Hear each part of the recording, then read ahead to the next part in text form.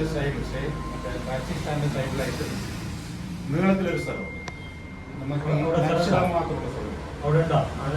ഫ്രണ്ടിലുണ്ട്. പക്ഷെ അവിടെയാണ് മറ്റേ എന്തോ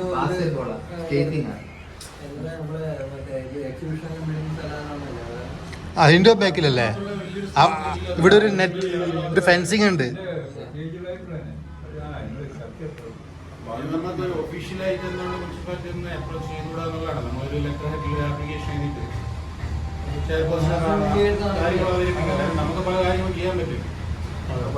നമ്മളെ കൂടുതൽ തന്നെയുള്ളത് അല്ലെങ്കിൽ നമുക്ക് പരിചയമുള്ളവർക്ക് കോച്ചിങ് കൊടുക്കാൻ പറ്റും.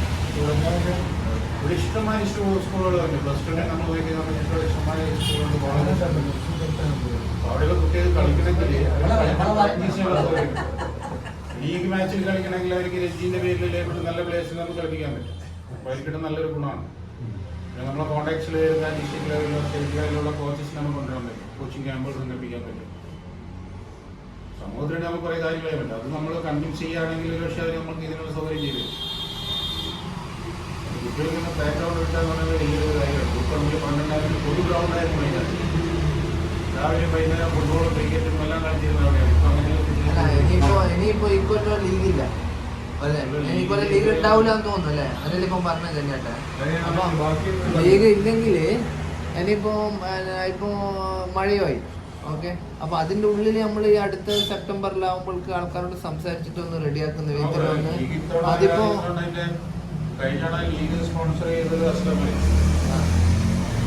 അല്ല അതൊരു മെയിൻ കാര്യം. എന്താന്ന് പറഞ്ഞാല് ഇപ്പൊ ലീഗ് ഇല്ലെങ്കിലോ അപ്പൊ ലീഗില്ല. അപ്പൊ എന്തായാലും ക്ലബിന്റെ വരിസംഖ്യ അതാണ് ഫസ്റ്റ് അജണ്ട വെക്കേണ്ടത്. എന്താന്ന് പറഞ്ഞാല് ക്ലബിന്റെ വരിസംഖ്യ എല്ലാവരും അറ്റ്ലീസ്റ്റ് കഴിയുന്ന പൈസ കറക്റ്റ് ആയിട്ട് കൊടുക്കണം. നമ്മളിപ്പോ വെറുതെ പിന്നെ ഇൻകം ഇല്ലെങ്കിൽ ഒരു പൈസ ഇല്ലെങ്കിൽ ഒരു കാര്യമില്ല.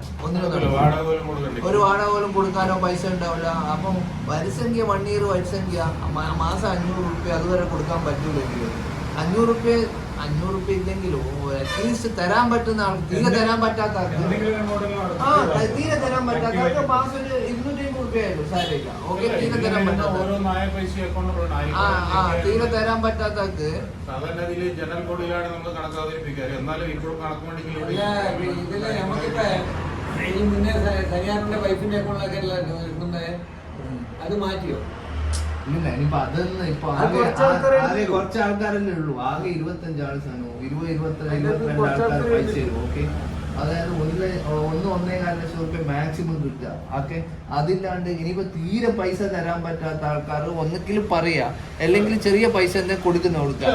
അപ്പൊ എന്നിട്ട് ആക്റ്റീവ് ഞാൻ തരുമെന്നറിയോ? ഈ 45-50 ആള് 55-60 ആള് ഗ്രൂപ്പിലുണ്ടായിട്ട് ഒരു കാര്യമില്ല. അപ്പൊ സെപ്പറേറ്റ് ആയിട്ട് ആക്റ്റീവ് ആയിട്ടുള്ള ആൾക്കാർ, പൈസ തരുന്ന ആൾക്കാർ ഗ്രൂപ്പ് ഉണ്ടാക്കിയിട്ട് ആ ഗ്രൂപ്പ് റൺ ചെയ്യുന്ന കുറച്ചും കൂടി ബെറ്റർ. വെറുതെ കൊണ്ടുപോയിട്ട് ഇഷ്ടത്തിന് കുറെ ആൾക്കാർ ഉണ്ട് എന്ന് പറയാന്നല്ലാണ്ട് ഒരാളും ഒരു പൈസ പോലും സഹകരിക്കുന്നുണ്ട്. പിന്നെ സഹകരിക്കുന്നുണ്ട്.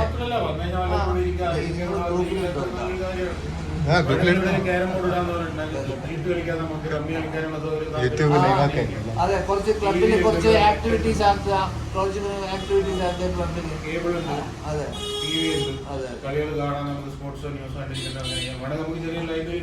അത് മിനിമം ഞാനിപ്പോ എന്താ പറയുന്നത്, നമ്മൾ പല ആൾക്കാരും വെറുതെ ഡയലോഗ് അടിക്കാന്നല്ലാണ്ട് ഇപ്പൊ ക്ലബ്ബ് തുറക്കുന്ന അടക്കുന്ന ഒരു ടൈമിംഗ് എല്ലാവരും വിവരം അറിയിച്ചില്ല. കൺവീനിയന്റ് ആയ ടൈം എന്നാ എപ്പോഴും തുറന്നു നോക്കുന്നത്.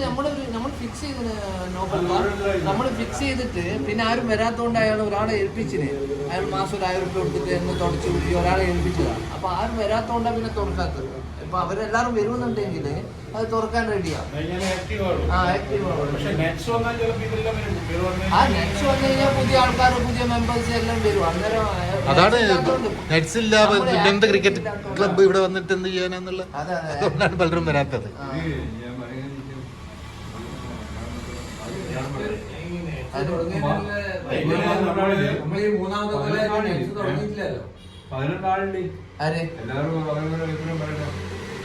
പറഞ്ഞോണ്ട് ആരോട് ആരും വിളിച്ചു വെച്ചിട്ടില്ല. എല്ലാരും പറയാ, എല്ലാരും പറയുന്നത്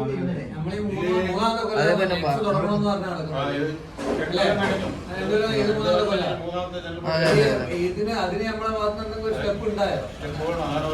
കൃത്യമായിട്ട് 4-5 ആളെ നമ്മൾ തീരുമാനിക്കണം. മുനിസിപ്പാലിറ്റിയിൽ കാണാം.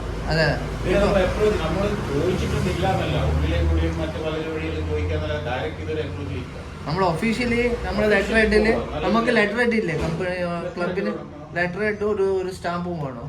ഓക്കെ, സ്റ്റാമ്പ് ഒഫീഷ്യലി ഇല്ല, അവിടെ സ്ഥലമില്ല. അടുള്ള സ്ഥലം വരെ അവര് ബിൽഡിംഗ് കെട്ടി. ഒരു ക്യാരം ബോർഡ് കളിക്കാൻ വരെ പുറത്ത് ഏത് കോണോർവേല് ക്രിക്കറ്റ് സ്റ്റേഡിയത്തിലാണ്? അതൊന്നും ഇല്ല, അവിടെ ഫുൾ സ്കൂളാണ്. എവിടെ പറയുന്നത്? സ്കൂളാ? ഗവൺമെന്റ് സ്കൂൾ ഇല്ല, കോണോർവേലിന്റെ കാര്യം പറയും.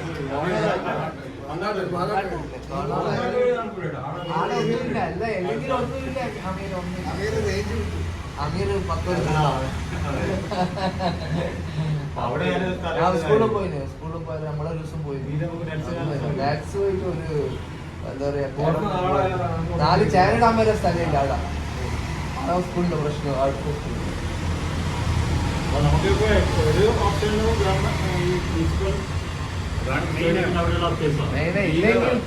ഇല്ലെങ്കിൽ പിന്നെ കുറച്ച് ദൂരെ എന്തെങ്കിലും ആയിട്ടുള്ള ദൂരെ ആക്കിയിട്ട് കാര്യമില്ല. സംഭവം നടക്കൂല.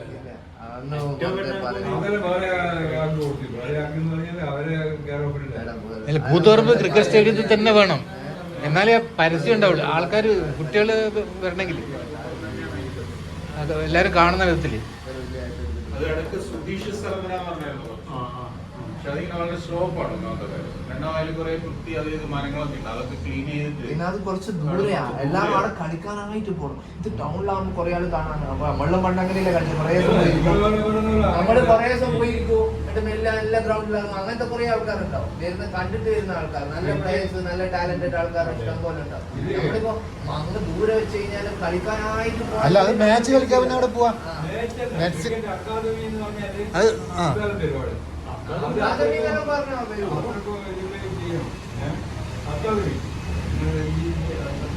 നമ്മൾ അടിക്കാടൊക്കെ വെട്ടി തെളിച്ചെല്ലാം നോക്കിയതാണ്. പക്ഷെ പിന്നെ അത്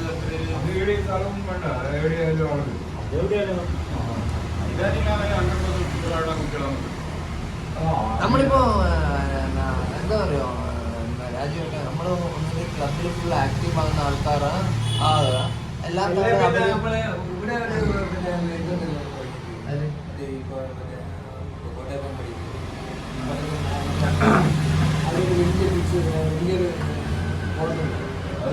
എവിടെയാ ഉദ്ദേശിച്ചത്? ഫുട്ബോൾ കളിച്ചതല്ലേ ഇപ്പൊ മാച്ച് ടൂർണമെന്റ്. ലത്തീഫ് പീസിനെ ഒന്ന് വിളിച്ചു നോക്ക്. ലത്തീഫ് പീസിനെ ഒന്ന് വിളിച്ചു നോക്കിയാ. ഞാൻ പറഞ്ഞത് അത് നല്ല സ്ഥലമാണ്.